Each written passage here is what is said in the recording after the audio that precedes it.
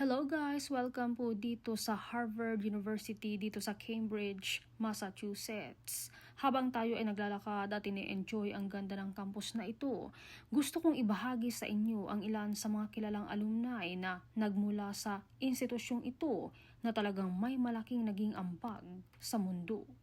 Isa sa pinakakilala ay si Barack Obama. Siya ay nag-aral sa Harvard Law School at naging unang African-American na presidente ng Harvard Law Review, isang mahalagang bahagi ng kanyang legal at political journey. Kasama rin sa mga tanyag na alumni si John F. Kennedy na nag-aral sa Harvard College.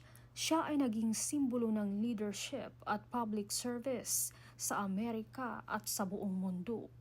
Hindi lang politika ang bitbit ng Harvard kundi pati sining at entertainment. Si Natalie Portman ay nagtapos dito ng psychology. Kahit aktibo siya sa Hollywood, pinili niyang ipagpatuloy ang pag-aaral habang hinahasa ang kanyang karera bilang isang aktres. Bukod pa dyan, ang Harvard ay tahanan din ng maraming Nobel Prize winners sa larangan ng agham, ekonomiya at medisina.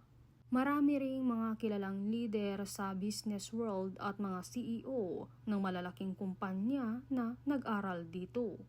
Pati na rin mga innovators sa technology at entrepreneurship.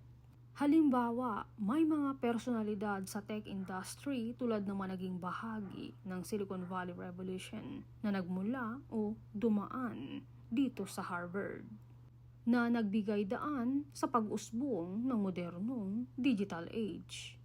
Habang tayo ay nasa campus na ito, makikita natin na ang Harvard ay hindi lamang paaralan. Isa itong lugar kung saan nabubuo ang mga idea, liderato at pangarap na umaabot sa buong mundo. Kaya sa bawat takbang natin dito, isipin natin na sa likod ng mga gusaling ito, maraming kwento ng pagsisikap, tagumpay at pagbabago ang isinilang. Mga kwentong patuloy na humuhubog sa kinabukasan ng mundo.